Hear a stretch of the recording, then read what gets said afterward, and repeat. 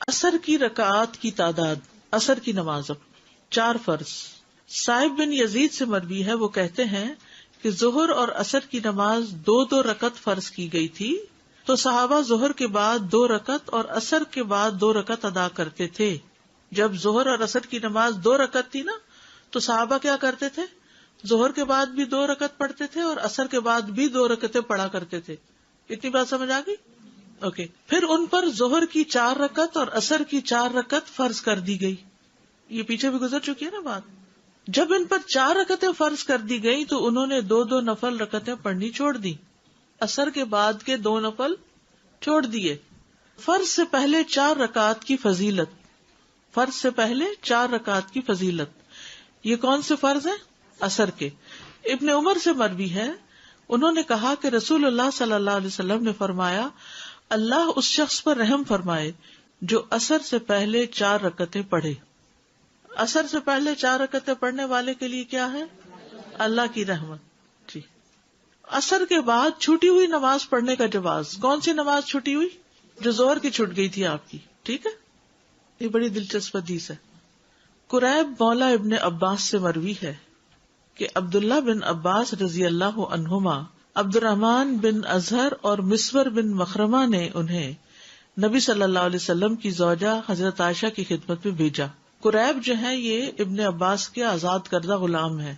ٹھیک ہے. تو عبداللہ بن عباس، عبد الرحمن بن اظہر اور مسور بن مخرمہ نے 3 لوگوں نے مل کے ابن عباس کے غلام قریب کو کہاں بھیجا؟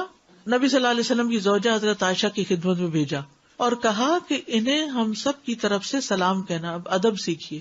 جب ہم کسی کو میسج بھیجتے ہیں نا، جاؤ میری طرف سے یہ کہہ دو، کہ جا کے انہیں پہلے سلام کرنا، ہمارا سلام دینا.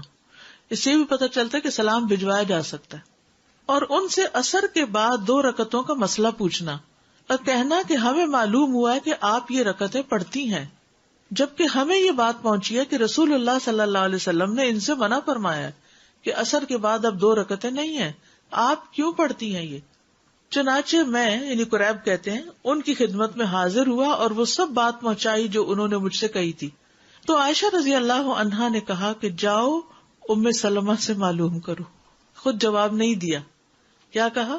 ام سلمہ سے معلوم کرو. میں ان حضرات کے پاس واپس آیا. انہوں نے بھیجا تھا کس کے پاس؟ حضرت. یہ خود سے نہیں آگے چل پڑے، واپس گئے اور ان کا جواب بتایا. تو انہوں نے مجھے ام سلمہ کی خدمت میں بھیج دیا رضی اللہ تعالی عنہا، اس بات کے ساتھ جو انہوں نے مجھے حضرت عائشہ رضی اللہ عنہا سے پوچھنے کے متعلق کہی تھی. ام سلمہ نے جواب دیا کہ میں نے اللہ کے رسول کو سنا تھا کہ آپ عصر کے بعد نماز سے منع فرماتے تھے، لیکن میں نے آپ کو 2 رکعتیں پڑھتے ہوئے پایا. ایک دن آپ عصر کی نماز پڑھا کر تشریف لائے اور میرے ہاں انصار کے قبیلہ بنی حرام کی کچھ عورتیں بیٹھی تھیں. آپ نے یہ رکعتیں پڑھی تو میں نے خادمہ کو آپ کے پاس بھیجا. میں نے اس سے کہا کہ جا کر آپ کے پاس کھڑی ہو جانا اور کہنا کہ ام سلمہ پوچھتی ہیں کہ اللہ کے رسول، میں نے آپ کو سنا ہے کہ آپ ان سے منع فرماتے ہیں اور میں آپ کو دیکھتی ہوں کہ آپ انہیں پڑھ رہے ہیں. وہ خود کیوں نہیں گئی پوچھنے؟ کیونکہ ان کے پاس خواتین بیٹھی تھی. ڈیلیگیٹ کر دیا انہوں نے کہا. یعنی اگر آپ کے پاس مہمان بیٹھے ہوں تو آپ کسی بچے کو یا کسی اور کو کوئی کام دے کے بھیج دیں، نہ کہ ہر چیز پہ خود ہی اٹھ جائیں. یہ بھی ایک ادب ہے. بعض لوگ تو اپنے بچے پکڑا کے خود نکل جاتے ہیں. اگر آپ اپنے ہاتھ سے اشارہ فرما دیں تو ان سے ذرا دور ہو جانا. خادمہ کو یہ بھی سمجھایا کہ اگر آپ منع کریں تو دور ہو جانا. چنانچہ خادمہ نے ایسے ہی کیا، یعنی وہ جا کے کھڑی ہوئی. پوچھا، آپ نے اپنے ہاتھ سے اشارہ کیا تو پیچھے ہٹ گئی. جب آپ صلی اللہ علیہ وسلم فارغ ہوئے تو فرمایا، اے بنت ابی امیہ، یہ حضرت سلمہ کے والد کا نام ہے نا، ابو امیہ، تم نے عصر کے بعد کی ان 2 رکعتوں کے متعلق پوچھا ہے تو بات یہ ہے کہ میرے پاس قبیلہ عبد القیس کے کچھ لوگ اپنی قوم کا اسلام لے کر آئے، یعنی مسلمان ہو کر آئے، اور انہوں نے مجھے ظہر کے بعد کی 2 رکعتوں سے مشغول کر دیا. انہوں نے مجھے ظہر کے بعد کی رکعتوں سے مشغول کر دیا. تو یہ 2 رکعتیں وہ ہیں. ادب سے زندگی، محنت سے زندگی خوبصورت ہو جاتی، تعلقات اچھے ہو جاتے ہیں. ہر کوئی اپنی حد میں، کسی کی نماز میں خلل نہیں ڈال رہا اور کسی کے دائرے میں داخل نہیں ہو رہا اور اپنے پاس سے جواب نہیں دیا. اور حضرت ام سلمہ نے پوری وضاحت کی کہ کیا ہوا، وہ 2 رکعتیں کیوں پڑھی تھی. اب حضرت عائشہ نے جواب نہیں دیا تو اس سے بھی یہ پتہ چلتا ہے کہ ہو سکتا ہے وہ بھی اپنی کوئی قضا سنت پڑھ رہی ہوں. اس میں آپ دیکھیے عبادات ہوں یا احکامات ہوں یا بتانے کا انداز، اس میں ویرائٹی بڑی ہے، مونوٹنس نہیں ہے آپ صلی اللہ علیہ وسلم کا انداز. یعنی آپ کبھی ایک نام سے پکارتے ہیں، کبھی دوسرے نام سے پکارتے ہیں، کبھی ایک دعا پڑھتے ہیں، کبھی دوسری دعا پڑھتے ہیں. تو اس سے انسان غفلت کا شکار نہیں ہوتا. انسان کی جو فضیلت ہے نا وہ اس کے عقل کے استعمال پر ہے.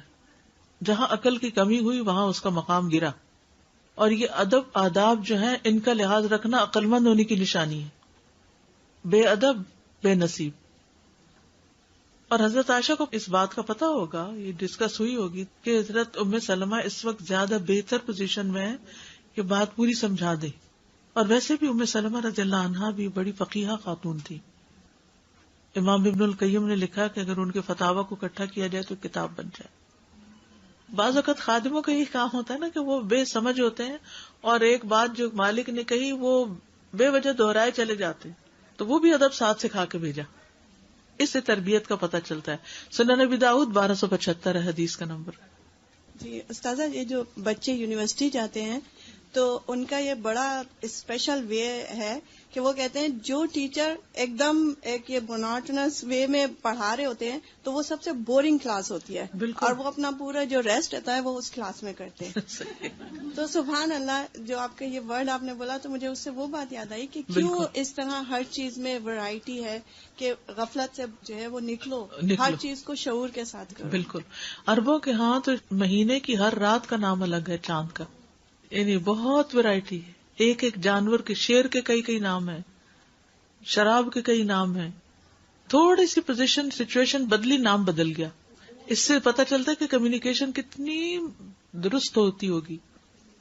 ادب، زبان، ووکیبلری، پریسیژن. یس، نہ آگے نہ پیچھے، نہ زیادہ نہ کم. تو استاد نبی صلی اللہ علیہ وسلم نماز پڑھ رہے تھے، اس دوران انہوں نے کوشچن کیا ان جی کے ہاں. نماز کے دوران. نماز کے دوران اصل میں حضرت ام سلمہ تو دیکھ رہی تھی کہ وہ پڑھ رہے ہیں، لیکن ہو سکتا ہے کہ جانے سے پہلے ختم ہو جائے تو پوچھ لینا. لیکن انہوں نے کہا کہ جب اشارہ کریں تو پھر تو اس سے پتا چلے کہ اگر وہ پڑھ رہے ہوگے تو اشارہ کریں گے، اگر نہیں پڑھ رہے ہوگے تو جواب دے دیں گے. تو عصر کی نماز کتنی ہوئی؟ 4 سنت غیر مؤکدہ. فائدہ کیا ہے اگر کوئی پڑھے تو؟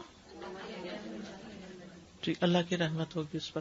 یاد رکھیے کہ اگر آپ 4 نہیں بھی پڑھ سکتے نا، مسجد میں ہے، اذان ہو گئی ہے، تو اذان کے بعد 2 رکعتیں بھی پڑھ سکتے ہیں. عصر کی اذان کے بعد 2 رکعتیں پڑھ کے بھی آپ امام کے ساتھ شریک ہو سکتے ہیں.